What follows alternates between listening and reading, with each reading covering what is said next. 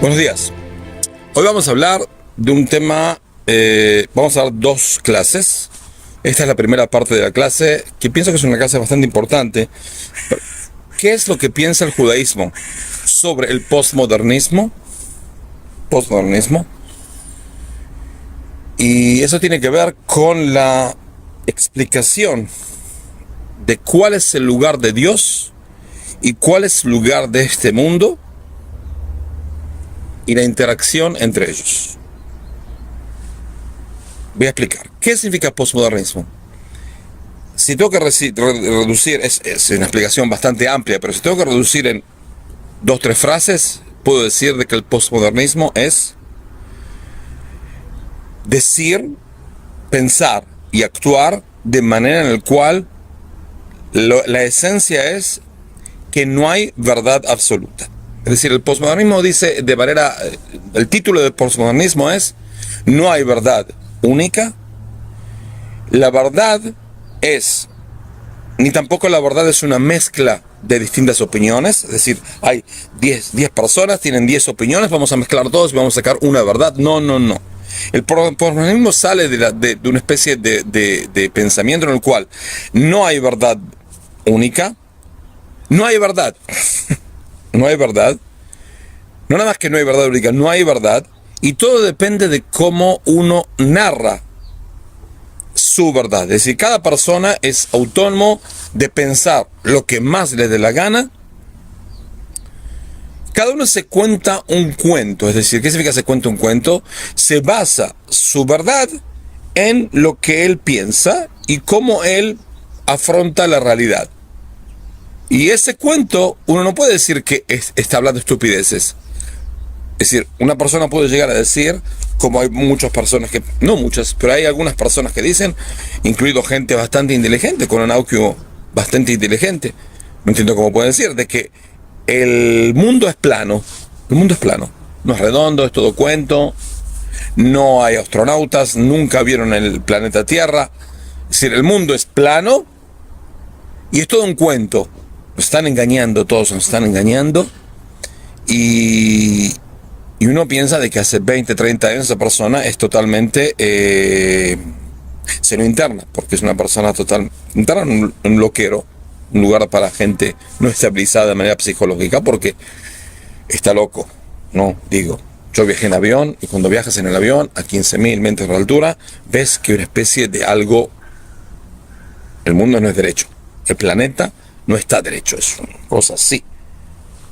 Entonces, si sigo viajando de manera continua, 24 horas, veo de que el planeta es redondo. Pero ellos no, ellos están en la suya de que el planeta es plano y es todo un cuento. Y tienen sus relativas pruebas.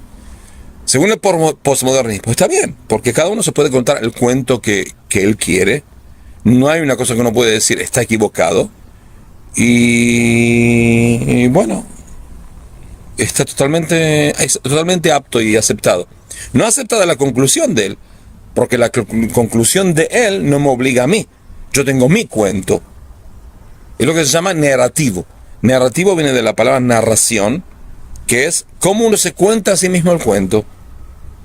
Yo pienso de que el hombre prehistórico salió, es una especie de continuación de la tortuga. La tortuga. No del mono, ni algo parecido al mono, ni humanoide, no, es una tortuga. Y yo pienso que es así. ¿Cuál es tu prueba? No necesito prueba, yo pienso que es así. Y bueno, así es. Es decir, gente, de manera, estoy específicamente haciendo una cosa totalmente una barrabasada científica, para que entiendan, estoy por ahí, como decir, llegando a una especie de límite de las estupideces que uno puede llegar a contarse. Pero uno puede contar cualquier cosa y está totalmente en el marco científico, especialmente en filosofía, en pensamiento. Eso sí, ahí no hay ninguna prueba. Alguien me puede probar de que cierta teoría económica o cultural no es cierta. Uno puede decir lo que quiera, no mientras tenga razón ni mientras tenga una prueba. No. mientras se lo pueda contar, y es una manera, lo pueda contar y tenga su gente que lo apoya y cuenta también un cuento parecido. Entonces está bien, sí, sí, seguro. Hitler era una persona muy humana, seguro, ni hablar. Sí, sí, sí, sí, una persona muy humana.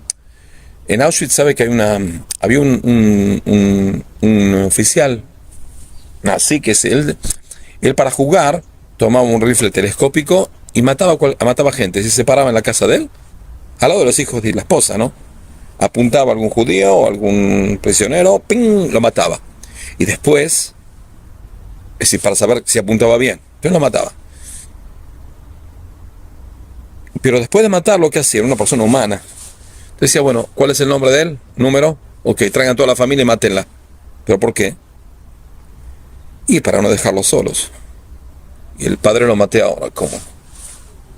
La esposa, los hijos, van a vivir solos sin el padre, es una crueldad.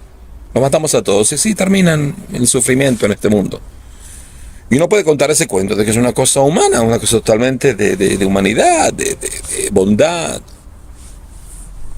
Bueno. Ahora, ¿cómo el postmodernismo cuándo empezó? Empezó hace más o menos 50 años. ¿Y por qué yo llamo postmodernismo? Porque el modernismo es lo que trajo toda la mayoría de los inventos y el desarrollo del mundo, de todas maneras, de manera material y todas las maneras. El mundo lanzó en los últimos 100 años de manera exorbitante. Y eso fue por el modernismo, que antes tuvo el Renacimiento y demás. El postmodernismo que dice, pasamos, ya nos desarrollamos demasiado, entonces no hace falta desarrollarse más, uno puede contarse cualquier cuento, y no hace falta probarlo, y no hace falta una tesis, hipótesis, tesis, pruebas, conclusión, no hace falta. Mientras yo lo pueda contar a mí mismo y tenga algunos otros estúpidos que piensan como yo, no hay ningún problema, no hay ningún problema. Ahora, ¿cómo el judaísmo debe afrontar el posmodernismo? ¿Cómo se ocupa de este tema? El posmodernismo también puede llegar a decir cosas en contra de la naturaleza humana, en contra totalmente de la naturaleza humana. Y uno tiene que recibirlos porque es totalmente algo... Naturaleza humana es algo condicionado por familias, por culturas. Pero como no hay verdad, entonces ¿quién me dijo que mi cultura ancestral, de mi pueblo, de mi nación, de mi religión, es algo que me influye a mí o me debe condicionar mi vida? Yo puedo llegar a decir de que no y hago mi vida. No estoy obligado a seguir ninguna línea, hago lo que más me da la gana y tengo mi razón. Ahora, ok.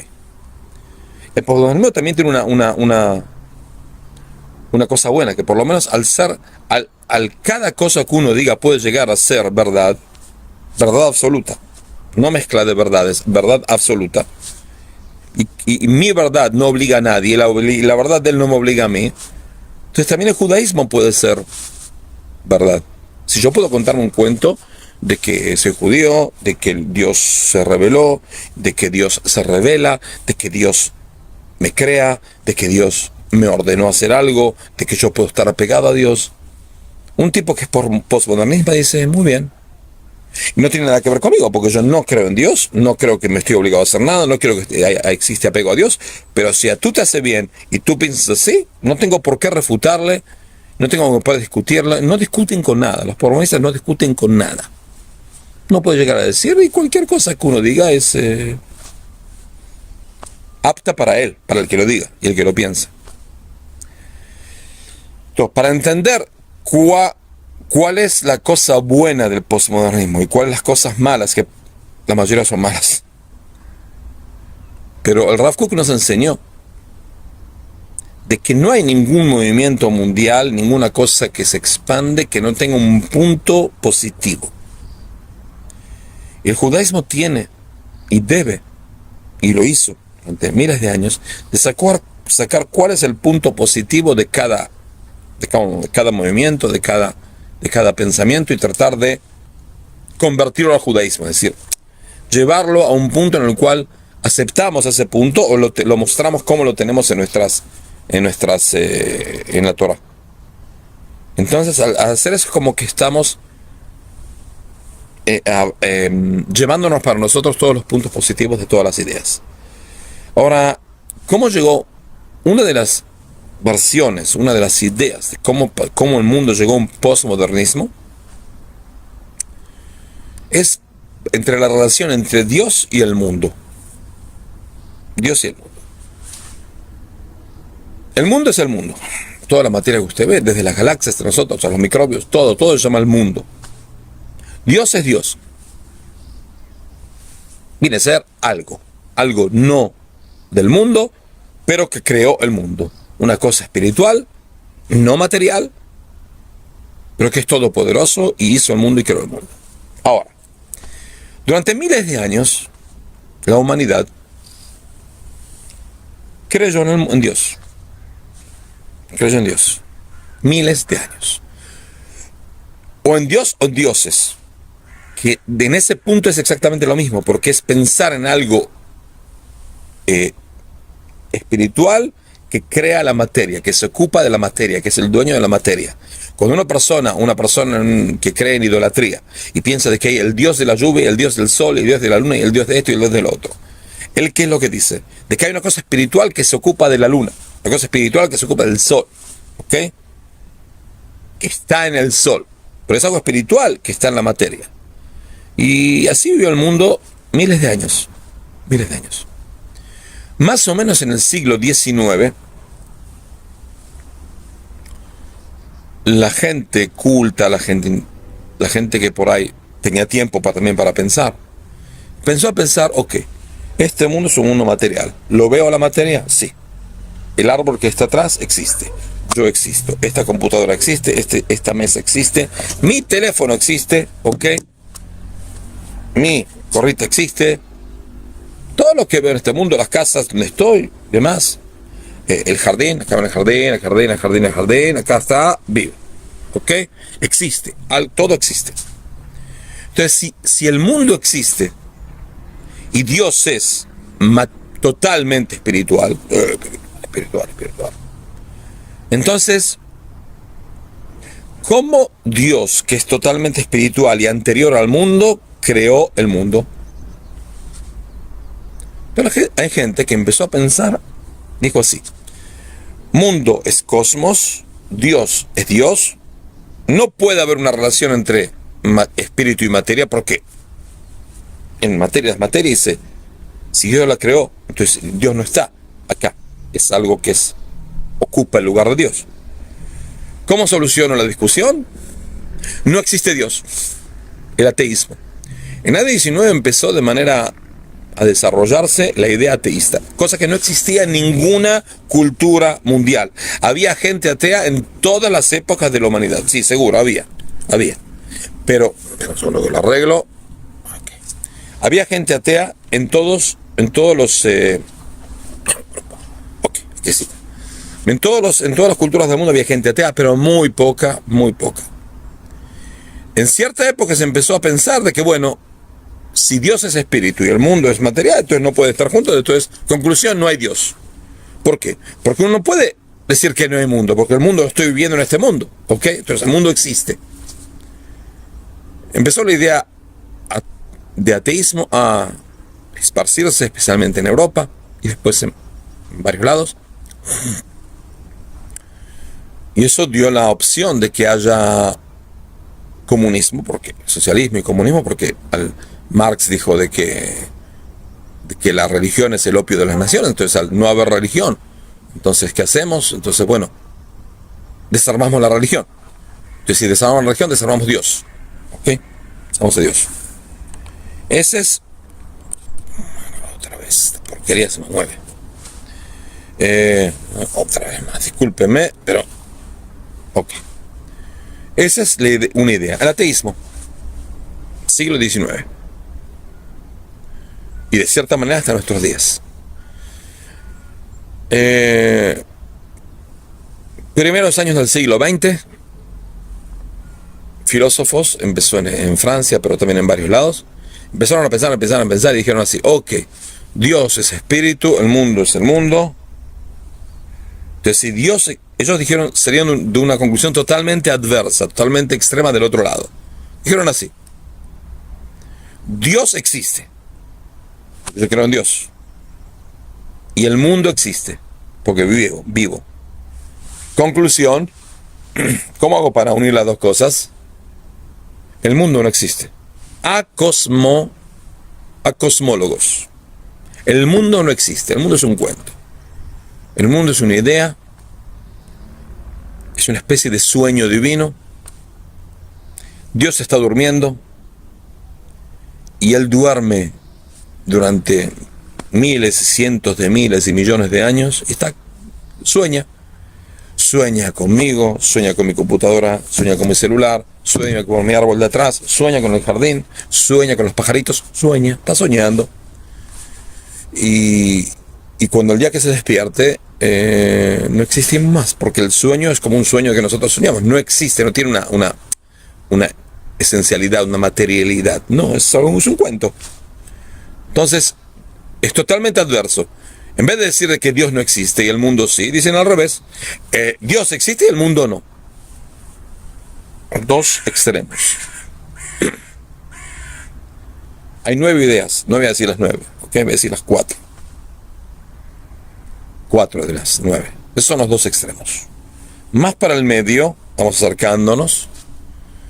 Vino un filósofo judío que fue excomulgado por la comunidad judía de Ámsterdam, y tenían razón que lo excomulgaron. Por ahí se lo podía convencer de que estaba equivocado, que se llamaba Spinoza, no entiendo cómo se escribe, pero es lo mismo. Bendito de Spinoza. Él vivió en la comunidad sefardita en Ámsterdam, y él escribió unos libros, en el cual la idea más famosa de él, tiene muchas ideas, la gran mayoría erróneas de manera total. Pero hay una idea de que por ahí se podía sacar la cosa buena, la idea buena de él, y poder pulirla y elevarla. Él dijo de que es así: el mundo existe, Dios existe, y cómo nos juntamos. Muy simple. Uno de los nombres divinos es Elohim. En la sabiduría judía hay cierto tipo de importancia a lo que se llama gematria. Gematria viene a ser cuenta, cada letra hebrea es un número. La primera letra, Aleph, es 1. De ahí hasta la novena. La décima es 10. Es decir, hay cada letra, después de la décima, la 20ª, Haf, es 20, 30, 40, hasta 100. De 100, 200, 300, 400. Entonces, todos los números tienen de 1 a 400. Cada letra tiene de 1 a 400. Entonces, puedo llegar a contar cosas y a linkear, a unir cosas según Gematriot, según lo que se llama cuentos, sumas de Gematria. Uno de los nombres divinos es Elohim. La naturaleza se llama en hebreo Teva. La naturaleza se traduce Ha-Teva.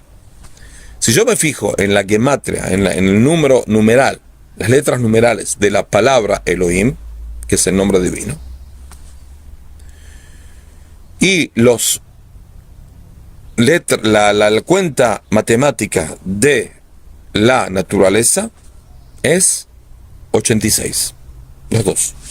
Entonces llegó a la conclusión, no nada más por la gematria, por algunas cosas, pero también demostró de manera de prueba gematria, de que Dios y la naturaleza es lo mismo, exactamente lo mismo. Es decir, naturaleza es la presencia de Dios en este mundo. ¿Está bien lo que dijo? Está bien. ¿Está mal lo que dijo? Está muy mal. ¿Está bien o está mal? ¿Está bien? Está mal. Es decir, hay cosas, sí, Dios está presente en esta naturaleza. El mundo existe y Dios existe. ¿Y cómo nos encajamos? con el nombre Elohim, que es el nombre divino que está en la naturaleza, el que creó la naturaleza, todo lo que vea. Desde el Big Bang de hace 300.000 millones de años, 300.000, 700 millones de años, hasta el día de hoy, todas las galaxias, todos los microbios, el hombre y demás, la computadora, el teléfono, el arbolito y el jardín, y los pajaritos, ¿okay? Y todo. Dios está presente en eso porque Él lo creó. Por eso, si sentir la presencia de Dios está bien. Eso es lo que dice el judaísmo siempre. El problema con el señor Spinoza es que, aparte de ser totalmente erróneo y totalmente despreciable de la moralidad, lo escribe, que la moralidad es un invento de gente sabia y un invento obligado de gente sabia para que el populacho, que es totalmente ignorante, lo sirva a él. Si una persona inteligente inventa reglas de conducta moral, y él sabe que es mentira, y él no las hace, pero él necesita que la gente estúpida e ignorante lo sirva, por eso siguen contando ese cuento de la moralidad que en serio no existe. Entre otras perlas que dijo en sus escrituras. Como sea, el señor Spinoza es...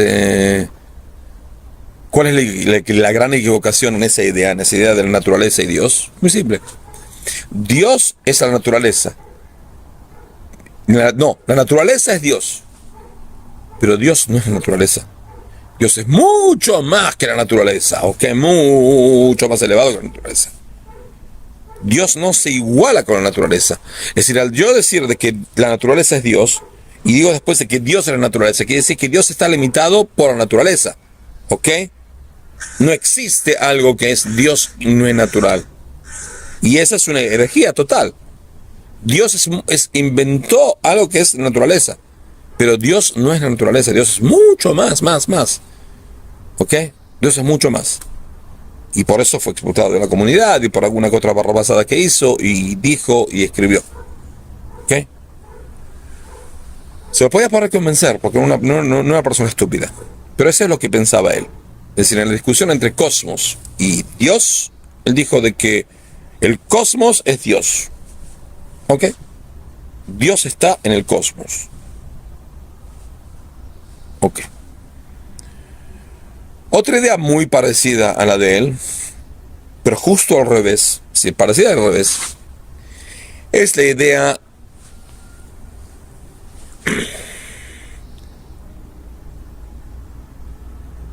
antes de eso, vamos a decir la idea de Maimónides. Maimónides dijo, bueno, el mundo es mundo, existe, Dios es Dios, existe, ¿y qué hacemos? Nada. Es decir, Rambam escribe en la guía de los perplejos de que al Dios existir y al mundo existir, eso no me influye a mi conducta absolutamente nada. Dios, que creó el mundo, me da una opción de apego a Él a través de cumplimiento de sus preceptos y ir por sus caminos divinos, y me importa un reverendísimo pepino dónde está presente Dios y dónde no está presente Dios.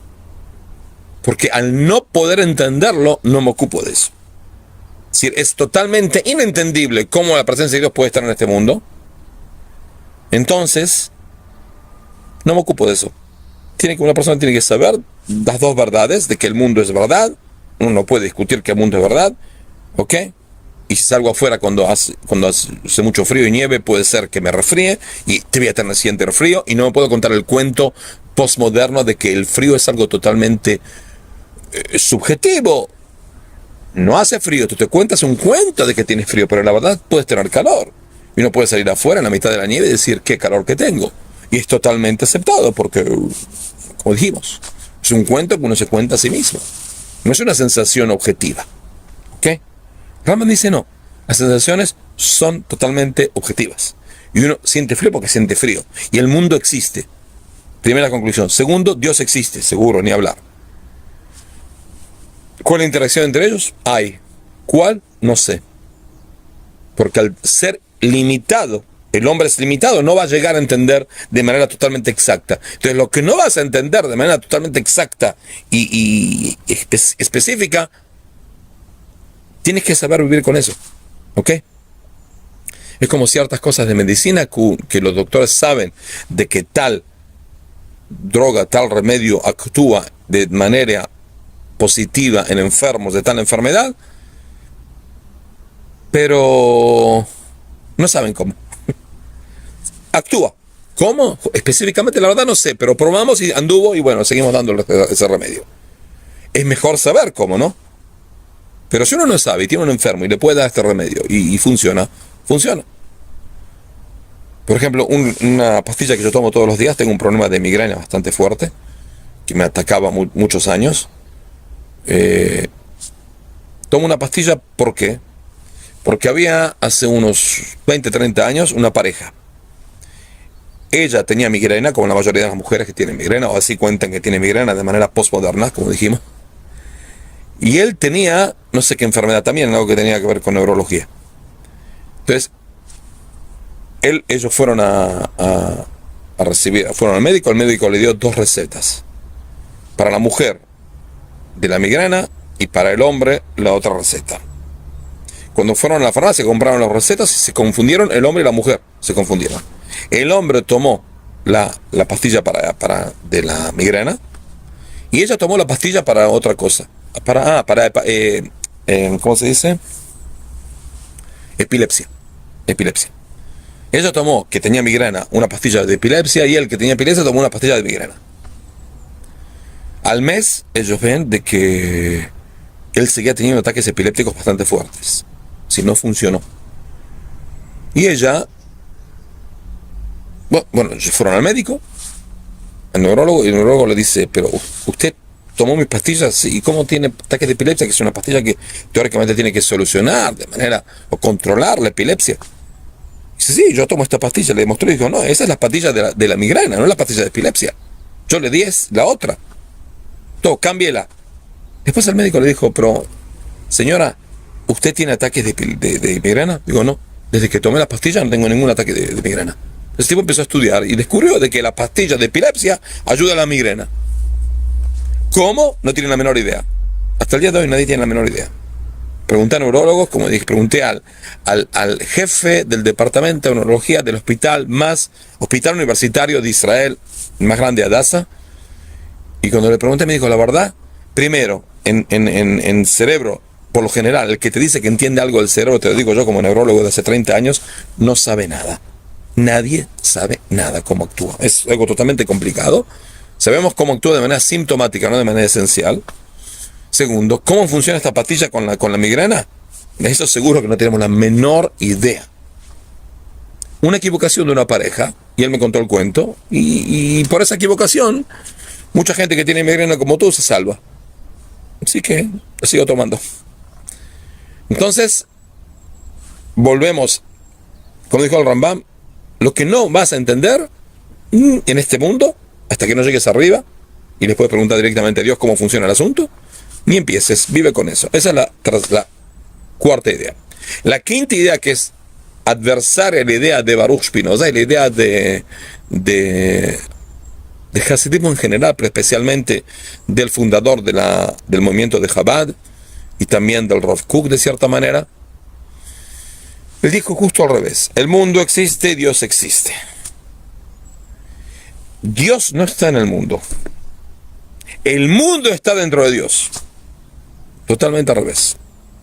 Cuando yo estoy acá comiendo, mi comida es parte de Dios, y yo soy parte de Dios, y esta mesa es parte de Dios, el teléfono es parte de Dios, el arbolito es parte de Dios, y el jardín, bueno, acá todavía está ahí, el jardín, parte de Dios. Está un poco no ordenado, pero porque es invierno. Pero es así es. Es decir, el mundo, toda la creación es parte divina.